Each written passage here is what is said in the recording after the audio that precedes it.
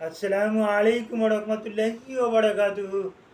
জি, আমি ডাক্তার মীর শহীদুল ইসলাম আলোচনা করব হিট স্ট্রোক নিয়ে।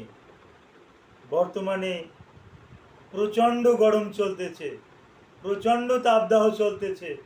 তাপমাত্রা কোথাও কোথাও 39 ডিগ্রি সেলসিয়াসের উপরে চলে গেছে, কোথাও কোথাও 40 ডিগ্রির কাছাকাছি, 37-38 প্রায়টা জেলাতেই। এমতো অবস্থায় যদি হিটস্ট্রোকের উপর একটু আলোচনা না করি, তাহলে আমার ভিডিও যারা দেখে সমস্ত ভাইদেরকে একটু ঠকানো হবে। যার পরিপ্রেক্ষিতে ভাবলাম যে না, হিটস্ট্রোক নিয়ে একটু আলাপ আলোচনা করে নেই। তো প্রথমেই জেনে নিতে হবে যে হিটস্ট্রোক কী। স্ট্রোক স্ট্রোক মানে ব্রেনের সমস্যা। ব্রেনের যদি কোনো সমস্যা হয় সেটাকে আমরা স্ট্রোক বলি। আর হিট মানি তাপ। অত্যাধিক তাপের ফলে আমাদের ব্রেন সাময়িকভাবে যদি কার্যক্ষমতা হারিয়ে ফেলে তাহাকে স্ট্রোক বলে। আমার মনে হয় আপনারা ক্লিয়ার। আমি আবার বলছি, ব্রেনে স্ট্রোক হয়। স্ট্রোক মানে ব্রেনের কার্যকারী ক্ষমতা একটু নষ্ট হয়ে যাওয়া। আর হিট অর্থ তাপ। তো অত্যাধিক তাপের পরিপ্রেক্ষিতে ব্রেনের কার্যক্ষমতা ক্ষণস্থায়ী নষ্ট হয়ে যাওয়াকে হিট স্ট্রোক বলে। আর হিট স্ট্রোক হবেই না বা কেন?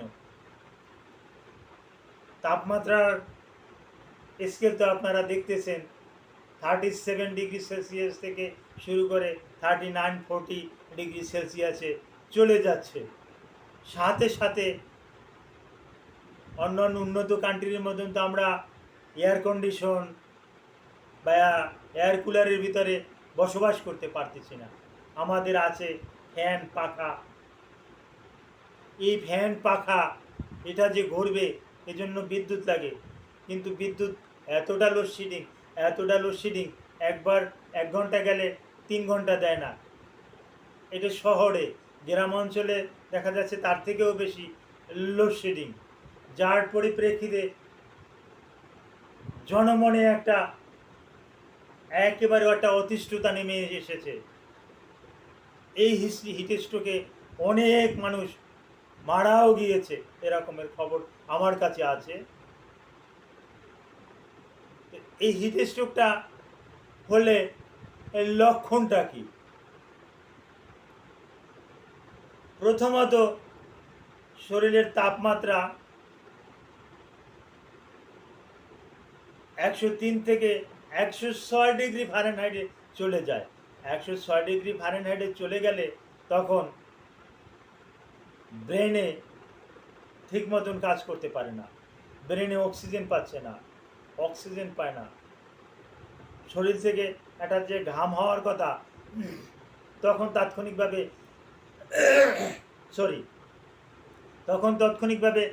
ঘামটা বন্ধ হয়ে যায়। আপনি এলোমেলো বকতে পারেন, মাথা ঘুরাতে পারে, বমি বমি ভাব হতে পারে, ন্যাউসিয়া ভমিটিং হতে পারে, চোখে ঝাপসা দেখতে পারেন, আপনি অজ্ঞান হয়ে পড়ে যেতে পারেন। আপনি অজ্ঞান হয়ে পড়ে গেলে আপনি নিজে নিজে কিছুই করতে পারবেন না, কিন্তু কাছের মানুষগুলোর আপনার সহযোগিতার প্রয়োজন। তারা কি সহযোগিতা করবে? তারা আপনাকে তুলে নিয়ে এসে যে ঘরে নিয়ে আসবে সে ঘরের জানালাটা খুলে দিতে হবে যেন কোনো রকম বাতাস আসে। মাথায় পানি দিতে হবে, পরিধেয়ের জামা কাপড় এগুলো খুলে ফেলতে হবে। ইলেকট্রিক ফ্যান না করলে হাত পাখা দিয়ে বাতাস করতে হবে। পানি খাওয়াতে হবে, পানি খেতে না পারলে মাথায় পানি দিতে হবে, শরীরটা পানিতে ভিজিয়ে রাখতে হবে। এরপরেও যদি আপনার তেমন একটা উন্নতি না দেখা যায়, তাহলে এই সমস্ত রোগীর কিন্তু চিরস্থায়ী একটা কোনো প্রতিবন্ধী দেখা দিতে পারে, যার পরিপ্রেক্ষিতে এই রোগীকে দ্রুত হসপিটালাইজ করা আপনার কর্তব্য। কোনো রকমের অবহেলা করা ঠিক না হিটস্ট্রোক রোগীদেরকে নিয়ে। এটা সাধারণত আমাদের দেশে দুই শ্রেণীর লোকের বেশি বেশি হয়। একটা শ্রেণী হলো শিশু, যাদের নার্ভাস সিস্টেমটা পুরোপুরি গঠন হয় নাই। এই নার্ভাস সিস্টেমটা পুরোপুরি গঠন না হওয়ার পরিপ্রেক্ষিতে তারা তাপ সহ্য করতে পারে না। আবার 65 ইয়ার্স ওল্ড, 65 বছর বয়স, তাদের নার্ভাস সিস্টেমটা দুর্বল, তারাও তাপ সহ্য করতে পারে না, তাদের এই সমস্যা হয়। তারপর আরও কিছু কিছু আছে যারা ওই অ্যালকোহল পান করেন, যারা চেইন স্মোকার, যারা কার্ডিয়াক ডিজিজে আক্রান্ত, যারা রেনাল ডিজিজে আক্রান্ত, যারা ডায়াবেটিস মেলাইটাসে আক্রান্ত, তাদের ক্ষেত্রে কিন্তু এটা আমরা বেশি বেশি করে দেখতে পাই, যেহেতু তাদের ইমিউনি সিস্টেমটা দুর্বল, যার পরিপ্রেক্ষিতে তাদের ভিতরে এই সমস্যাটা বেশি পরিলক্ষিত হয়। তো কারো যদি এরকমের হিটস্ট্রোক হয়, তাহলে আপনি তাকে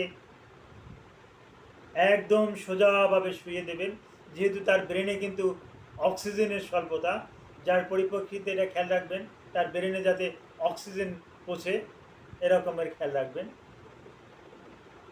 তারপরেও আপনি প্রাথমিকভাবে 15-20 মিনিট আপনি চিকিৎসা চালাবেন, স্বাভাবিক পরিচর্যা করবেন। এতে যদি দেখা যাচ্ছে যে কোনো রকমের কোনো উন্নতি না ঘটে, অতি দ্রুত যে কোনো একটা মেডিকেল হসপিটালে পাঠাবেন, যেখানে ওই অক্সিজেন দেওয়ার ব্যবস্থা আছে। তাহলে আপনি রোগীটাকে অনেক অনেক দিক দিয়ে সহযোগিতা করতে পারবেন। Thank you all.